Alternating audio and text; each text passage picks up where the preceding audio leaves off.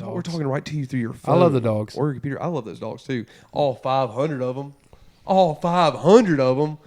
Yo, Gang, what gang. the hell are y'all doing? I didn't think we were going to do it. It I is didn't think we would do it. It's a fucking dog pound now, I know, dude. it is a dog pound now. It's a dog 500, pound. Dude, I will say, I didn't know. I was kind of like whatever about it. You know, I was like, this is cool, man. We're hitting our milestone. But then when we hit it today, I was like, Struck a nerve. 500 looks nice. That 5 in front of those numbers looks nice. But we got to keep it going up. Yeah, we dude. got to keep that thing going to the fucking moon. But we have a hell of a show for the dogs, dude. We have a hell of a dog. We have a hell of a dog show today. Dog. We got NBA. We got college football. We got those two. We just got those two. we have more than one thing to talk about in those things. We got to talk about Wemby, Victor Wembanyama. We got to talk about The depressing Grizzlies, the depressing the Grizzlies, there it is. the There it Grizzlies, is. and then we got to talk about Michigan, those dirty Wolverines. And we got to talk about who's going to win that fucking college football playoff, dude. Who the hell's going to win it? Because I don't know. I agree with you, dude. Like up? that's you gotta the way the Grizzlies are playing, they're the Grizzlies. They're the Grizzlies They're right now. Grizzlies right now. But we'll get to that in due time. I want to talk about that boy Victor Wembanyama. Are we starting out with the Wembanyama? Victor Wembanyama. That Victor Wembanyama, for real, dude. That dude is insane. He's officially in the league now. He's officially here. But yeah, that's what we were talking about right before the show. I feel like Victor Wembanyama, a little bit of a slow start there. Obviously, I think he was scoring like 15, 20 something points in a couple of those games. But then obviously he breaks out and drops a 34? 38 38, points excuse me. against KD and the Suns. Dude. Yep. Kevin Durant. First off, I watched that whole game, and I will say this: he'll probably deny it, but KD was trying very hard to play defense in that game. Yes, he was. More defense than I've seen KD try to play in a long time. And then after the first quarter, he did not try and play defense. He did not. Because he was like, dude, did you watch the game? Yeah. I've never seen somebody score buckets that easily. Yeah. He's a new Slim Reaper. Yeah, he's a slim Reaper. Slimmer. He's a slimmer, dude. He's fucking like, literally, I saw plays. There's plays where guys on the Spurs are just throwing a ball in the air, and then it's not like a traditional alley-oop. He's just like He just floats. taps it, like floats. just eases it into the goal. Johan looking inside. Booker's got to be careful as Wembanyama. Do you think injury prone is still in the question though for him I think at his size? obviously, but Don't get me wrong, he's put on weight, but Yes. how hard is it to put? You got to think how hard it is to put on weight at 7'3"? Yeah. What is he? I know 7'4". I think we talked about this when we talked about him during the draft last draft. That his trainers do have a good regiment. They are planning on him to gain more weight as he goes, but they're doing it slow because a lot of these guys where they have a lot of injuries is these like really really tall players is when they just put on 50 pounds all of a sudden. It's like they move slow, they're stiffer. But you got to think about how hard it is to put on weight on a 7'4" guy, like Right. to spread out that weight evenly throughout. Which I would say, like, out of anybody, dude, have we ever seen a big man like this move the way he does? For Kev in his 25 minutes. Wembanyama thought about the three. He'll go for the lob. In traffic. Dude, you think you got to read on like, oh, he's a post player. He's just going to be in the paint. Then all of a sudden, he takes it from the top of the key. And you're like, look, dude, he can move. I mean, he's quick. And then when you think you got that figured out, you're like, all right, yeah, he drives sometimes. He busts his three-pointers on you. He's shooting 50% from the three line. It's like, the dude's he'll pull insane. He's nuts. He'll pull it. Yeah. And he's wet, bro. He's scared. wet. He has a step back jumper. He's 7'4", people. Three. Wembanyama walking into the three, and he will get it. He's 7'4". He has. I mean, we've had guys this height in the league before, but not that can play like a guard. Yeah, they didn't play 3 levels. Yeah. They weren't all, like Yao Ming stood in one place. Yeah. Yao Ming dribbled the ball like 9 times in his career, I think. I did kind of get into Shaq's argument with Charles Barkley the other night where he was talking about, he was like, Wembanyama's not the first to do it. It was Bol. Because Bol, Yeah, true. Yeah, true. he's doing it too. He's just not as hyped up. Man, yeah, but he's also not dropping 38 points in his 4th NBA game. Yeah, he's not starting. Yeah, he's not 50% from the 3-point line. He's not, he's also, by the way, he's 7'4", he can shoot free throws, so you can't foul him. You can't fouling's not the way you're going. Like, dude, I don't know what you do about it. I don't know what you do about 7-4. My whole thing with a is setback. looking at his stats though. If you're 7-4 and you don't have 10 rebounds a game, Yeah, I will say his rebounds are kind of disappointing. yeah, It'll go up. no, it will. Yeah. But I'm just It'll saying, go up with his weight. you better average a double every game. Right. So his arm length is alarming. Yeah, Like, and I'm not even trying to be rude right now, but like when I see his pregame like walk-ins or like Victor Wembanyama with the swag, and it's like he looks ridiculous and everything. Did you see him walk in a Slender Man last night? Yeah, that was a good costume. Yeah. But I also saw him wear like an all denim outfit. I was like, dude, that's like 15 pairs of jeans to make that outfit. Yeah. It was insane how much it took to make that shit. But his wing spread is ridiculous. dude, it's crazy looking. It's insane. looks fake. Holy shit. That's ridiculous, dude. He's got to have like at least a 7'8" wingspan. They gotta get him 8-foot they gotta wingspan. get him- they gotta get him can a we nickname, can we get dude. Victor Wembanyama's wingspan real quick? There's him and Chet Holmgren right there. He's a little taller than Chet Holmgren. I think if Pop sticks around, I think he has another championship. If you build a team around Victor Wembanyama, I don't, because like I said, 8-foot wingspan. 8 feet. Jesus. That's insane, dude. Like I'm saying, That's longer than the bed of my truck. right, dude. There's no plan for that. There's no plan for a guy that's 7'4", 8 foot wingspan who has a step back. He like do pull ups on the top of the backboard. Yeah, dude. That's what I'm saying. Like there was times he scored, and I was like, this isn't fair. He's gonna hit his head This isn't like fair. countless times. Yeah, it was crazy, dude. But I'll be watching a lot. I was watching the game. It was very entertaining. It's fun to watch Pop too. You can tell Pop's like enjoying having a young guy on his team. Yeah. That's like obviously so talented like this. I mean, they beat the Suns. They're a championship Dude, contending team. and they wore their ass out. That two first half. games. That's insane, though.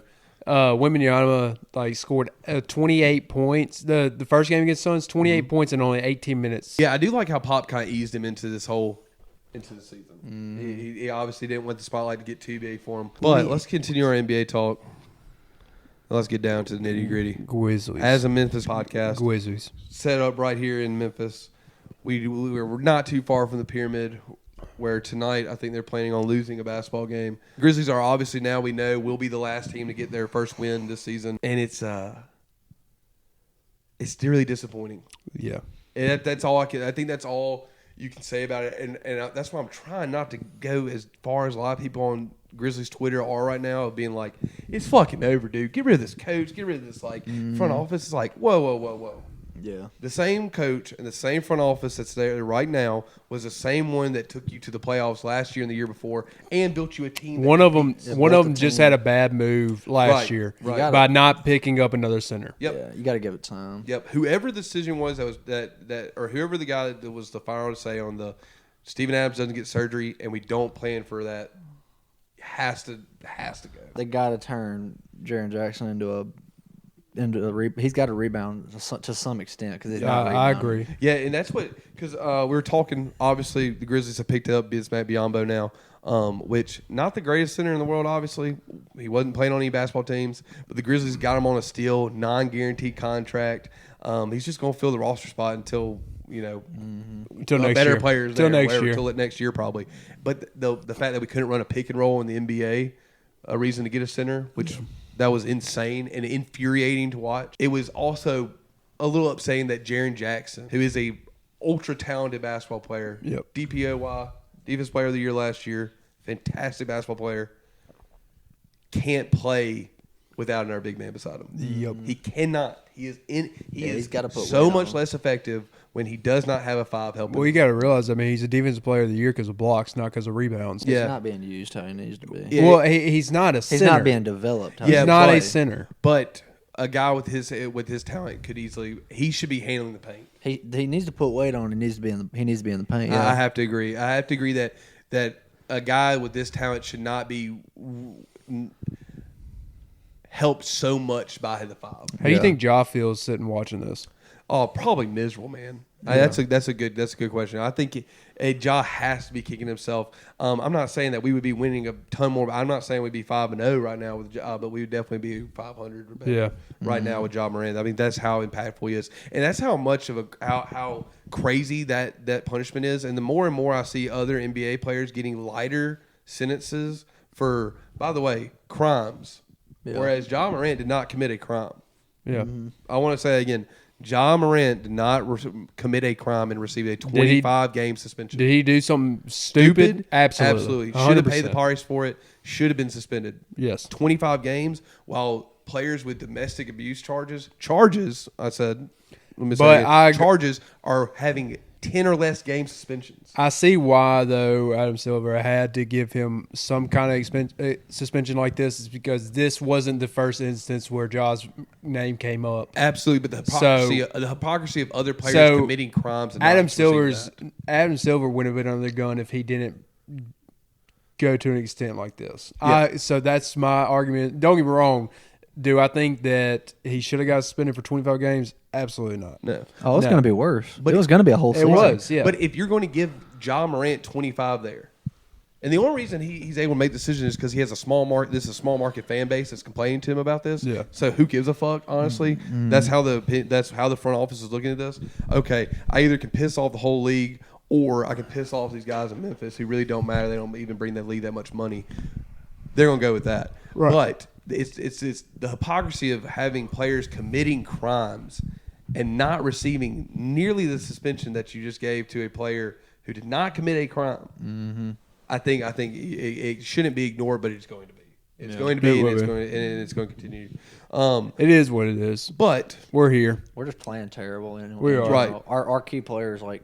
Luke we're all over the court. We're playing single man basketball. I got the papers ready for it, bro. Yeah, Luke Kennard's playing terrible. We have one player averaging 20 points a game. That's Desmond Bain. Desmond Bain's playing fun. Desmond Bain needs to be running the floor. Fantastic basketball. He needs to be running the floor. Absolutely. You have Desmond Bain at 24.6 points per game.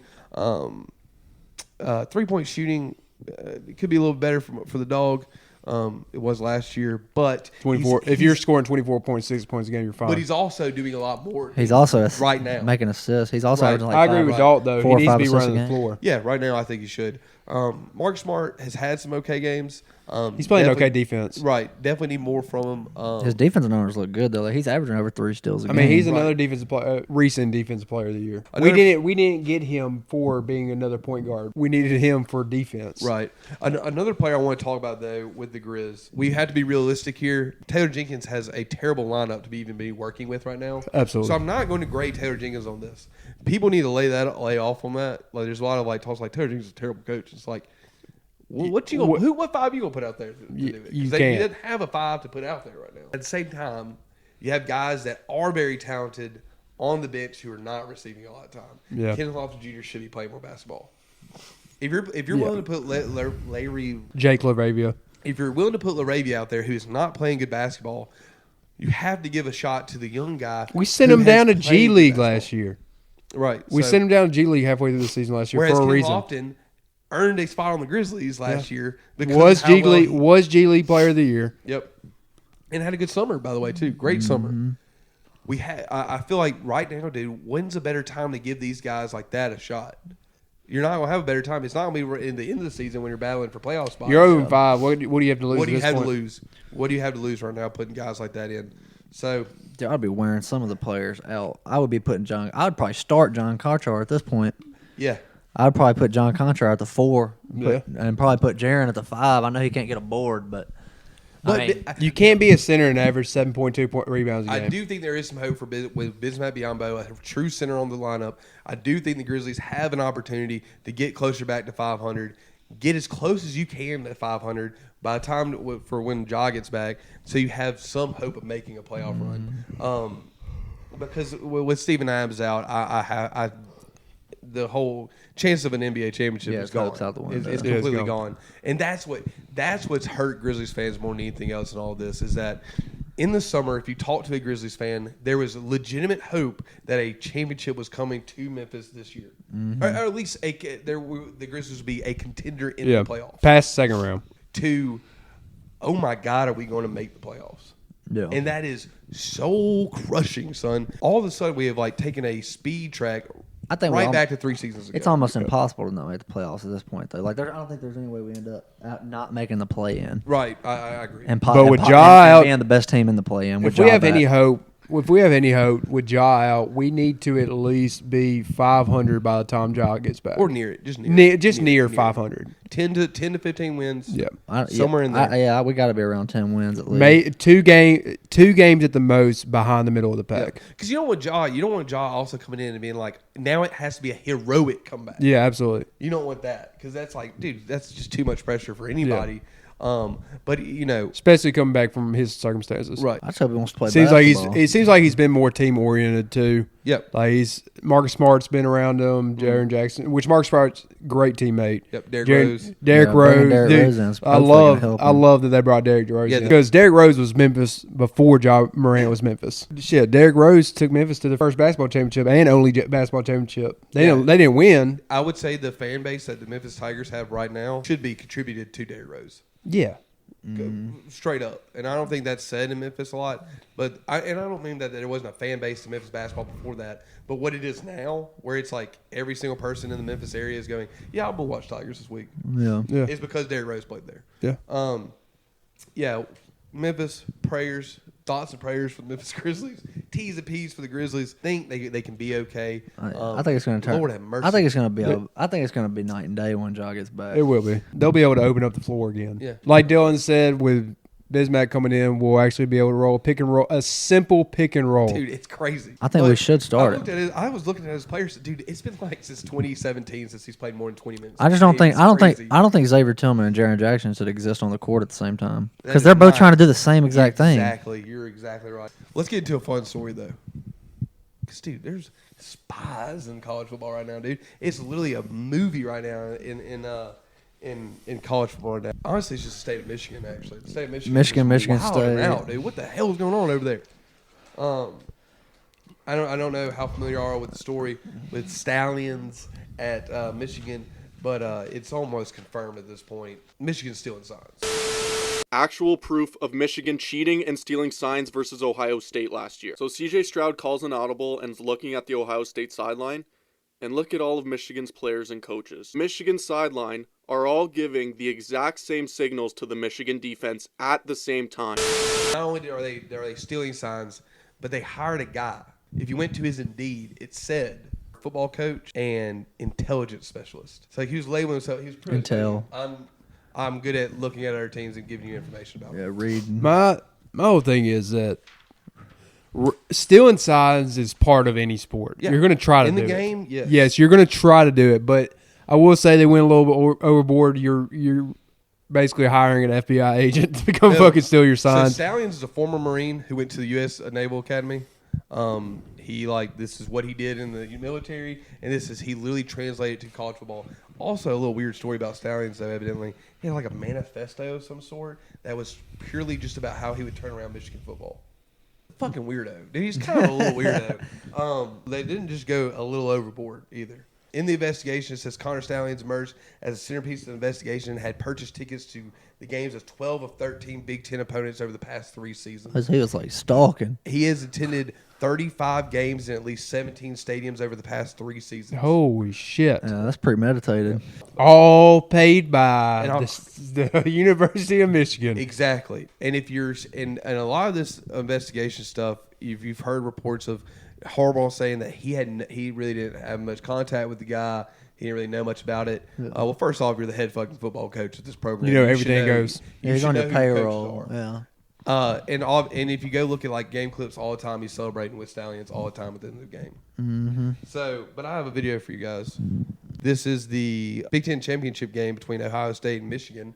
And right before this play, in the red zone, by the way, I'm going to mention this. In the red zone, you can see Stallions walk behind defensive coordinator saying, run right, run right. And in the red zone, Michigan somehow I guess they're geniuses, crashed the sides and left the middle open. Red zone, can you come up with the play that forces Ohio State to settle for a field goal? 2nd and 9 at the 14. Williams crunching forward. So, have y'all seen that video? There's 100% evidence that a guy who's not a defensive coordinator, he is not on this coaching staff as a defensive mind. He has no intel on that. Maybe he might be listed as the middle linebacker coach. I'm unsure. I might have to check that. But a guy who's obviously not calling the plays is walking behind the defense coordinator, as everybody just saw, and is saying they're running to the right. Now, either this guy is a football genius, and he is such a genius that the defense coordinator of Michigan trusts him enough to crash down the sides and literally leave the end zone open. I know y'all saw that. Yeah. The end zone, the middle of the field is wide open against Ohio State in the Big Ten championship. Unless this guy is a genius, he's stealing signs. Yeah. And he knows the signs. Not just that he steals them. It's stealing signs during the game, like you said, part of the game. It's part of it. But you could be wrong about it. Yeah. When you're in Right. the game trying to steal signs, you could be wrong because you're just guessing, really. Yeah. He was not guessing. He knew that the play was to the right. He knew they were running the ball, and he told him, and the coaches on the staff know he knows. Yeah. Why would a defensive coordinator call that play unless he knows the guy that just gave him the intel is facts? Mm-hmm. You know what I'm saying? Yeah. So, And I think another it's blatant. thing that's crazy though, Harbaugh's saying that he doesn't really know the guy, doesn't Right. have much contact with him, but he's standing on your sideline. yep, telling your defensive coordinator what to Yeah. play, what to run, Yeah. and you don't know him. Come on, Jim. You're You're a a- snake. if you're a a- snake, I'm calling Jim. I'm calling you out, Jim. I'm calling you out. You're a snake. This is. You're a head coach. You know everybody that's on your sidelines. It's a shame what's about to happen to his career. It's a shame what he just did. Yeah. Because Jim Harbaugh, I wanted to get into this too. How much does this affect his career? I think it's over, and I think he's going to be disgraced in football now. Jerry Sandusky. No, I don't know about not that Jerry bad. Not that bad. Low. Not that bad, brother. Sandusky. Not that Same, bad. But- same element to his but- career. 33 games, Same case. man. 35 games in 17 stadiums. And then y'all saw the pictures of him on Central Michigan's sidelines. Yeah. Yep. Bro, what the hell? What the fuck? How the fuck did you get there? How'd he get there? Now, a lot of people are saying Central Michigan must have some contact or money or something was transitioned between Central Michigan and Michigan because he has a pass for the field. Who was Central Michigan playing that game? They're playing Michigan State, Ah. which me and Dalton, we worked as in sports formation in college. It's not easy getting an on-field mid-game pass. No. You can get an on-field pass. You can get media passes. They hand those out all the time. But the ones that say mid-game pass, like you're allowed while the game is going on, Yeah. that's not handed out. That's not. You can't print that from anywhere. Those are made in office and they're given out in office. Yeah. Somebody said, and he's wearing not just like a close to the other coaches like apparel. He's wearing the exact same thing as the other Central Michigan coaches. So it's like, either, dude, he's good at his job. Either he's literally 007 of college football. He's James Bond of college football, or this is way deeper than anybody's really looking Hey, into. I'll give it to Stallion though. It's kind of cool. He's damn good at his It's job. kinda cool. He's damn good at his job, kind dude. of adds a little bit of like, ooh, what's going on in college? It's like Cold War. Well, there's a deep science to intelligence. Yeah, these guys know their shit, and they don't get to do their job until they know their shit to like a level that's like they never fuck up. But I also want to mention that the Big Ten Conference met, all the ADs met with the commissioner, and had a meeting. And evidently, the opinion right now is that the Big Ten is not taking it very serious. That like we see the evidence, and the comparison right now is being made is Michigan State players last year fights in the tunnel, right? Yeah. Obviously, some of those guys should have been suspended indefinitely until the investigation was over. But one of those players was suspended indefinitely, and he didn't do his thing. You can look in the video, and he did not hit anybody. He was barely in the fight. Yeah. So, and a lot of people are saying, well, you can't do that because you don't want to suspend somebody that didn't do anything or whatever. But it's like you did it to one kid last year. Yeah. And Michigan fans are obviously going to say like, well, that was a violent crime. It's like we're not talking about what was committed. We're talking about how the Big Ten does investigations. You showed last year that before the investigation over that you would suspend players. And now you have another investigation that you open. There is an open investigation since October 19th. If you say that we're going to indefinitely suspend people while the investigation is going, you have to do it. You have to do it now when you have a team who's number 3 in the nation. They're under investigation. Yeah. And I think that's where it is. I think the Big Ten don't want to lose their big money, their prize team right now. Yeah. That's their big representative right now. It's the Wolverines. So crazy, and bro. Jim Harbaugh. It's crazy. Harbaugh. And Harbaugh, you don't want to come out of this like, No. dude. That's one of the biggest names in college football. Yep. And he coaches right here in our conference. He makes our conference what it is. And then all of a sudden it's like, oh my God, They probably won't make a move on it. I mean, because they're not going to take it mid-season. They're 8-0. They're not going to take the. Yep. They're going to wait till after, and then they'll whatever. If they win the national championship, they'll have to strip it, and that's just what Yeah, they'll do. I was going to ask that. If he does win a national championship, do What they put an happens? asterisk beside that? Do they put an asterisk? I'll go further than that. I'll say they don't do anything.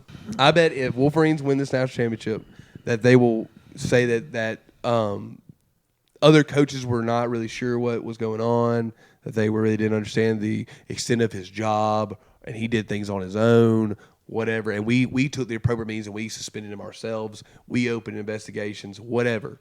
I bet some of this gets swept under the rug and it doesn't come out as bad. If they, I don't know, man. I say that, but damn, man, the videos are bad. Mm-hmm. It's pretty damning, man. And you have like reports from our coaches. Like, there's like been reports of like coaches calling that guy out at games. I bet it's deeper than what it seems, though. I think it's really like deeper than that. I don't think he's just doing it for Michigan. Whoa. It could be tied into the whole sports are rigged. Right. Vegas. Ooh, dog, I like that though. It could when it feels like these games are rigged, well, all it takes is one guy being on the sidelines to go, hey, they run the ball right here. Mm-hmm. They're about to throw it. That's all. That's all it takes. Mm-hmm. And a whole game has changed. Michigan only allows an average of how many points a game, Levi? 5.9? 225 yards a game? You only give up 5 points a game when there's a guy on the sideline who's telling coaches literally what the play is. I imagine he's not with Michigan anymore. He is suspended right now from the. He just resigned, I believe. Oh, did he resign? I believe he resigned today. How he did? He resigned today. Stand down, soldier. Yeah. Stand down, soldier. Dude. I bet that broke his heart.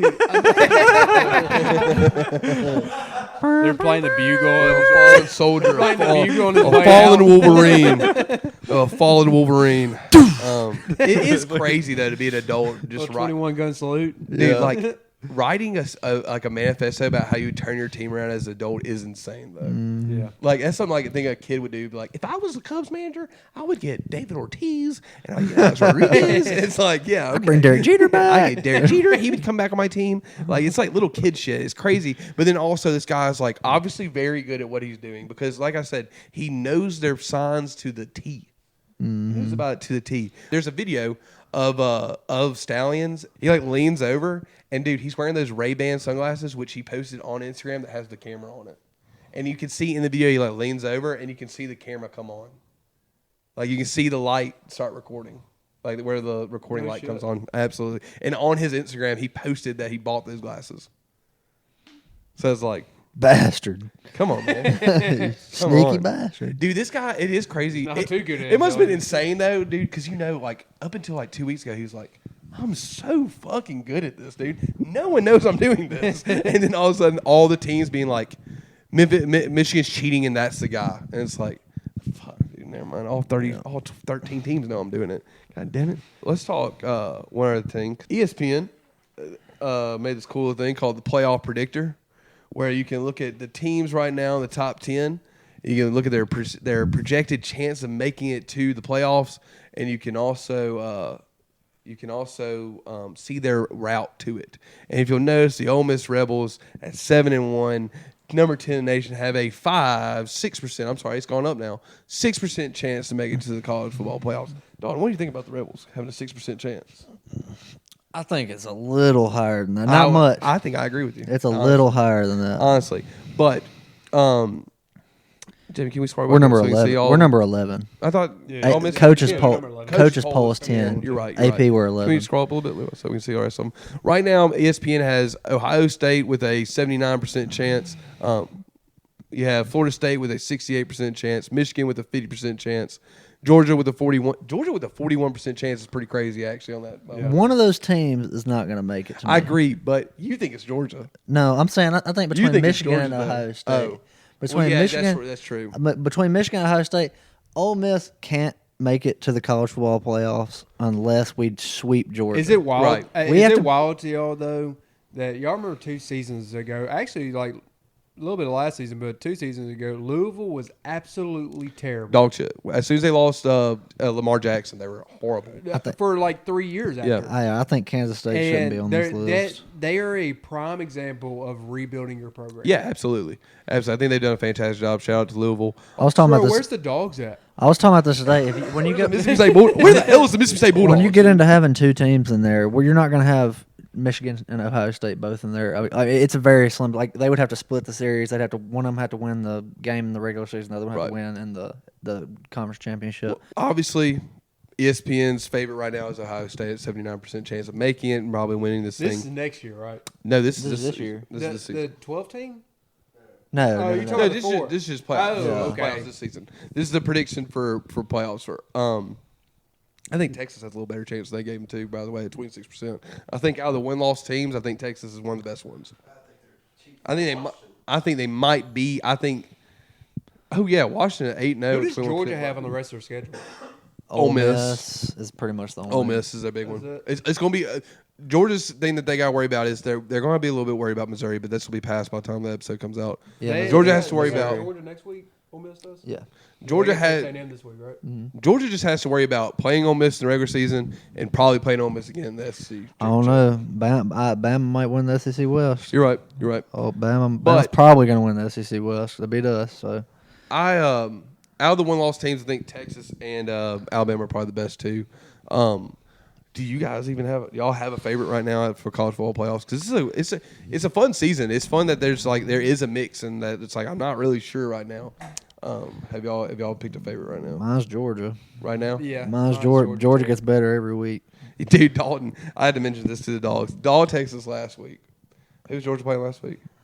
Just Florida. Florida, and Georgia said, or Dalton Texas. That's in our group message. And said Georgia's going down, and then as he's saying that, I would say 5 to 6 minutes later, Georgia absolutely opened the floodgates on Florida, dude, Yeah, and whooped their fucking ass. Florida came out, That was struck first, crazy, dude. scored a touchdown, and then Georgia just laid I've it on never them. seen a take go so sour so quickly, dude. By the time I looked at the text, it was already an ass whooping. I was like, dog, dude, what are you talking about, dude? These guys are crazy. They get better every week. They started the season so slow, and I keep living on. I think Kirby Smart is a great coach. I want them to suck so bad because I want to beat them in Athens next week. Yep, but I don't know, man. But they get better every week.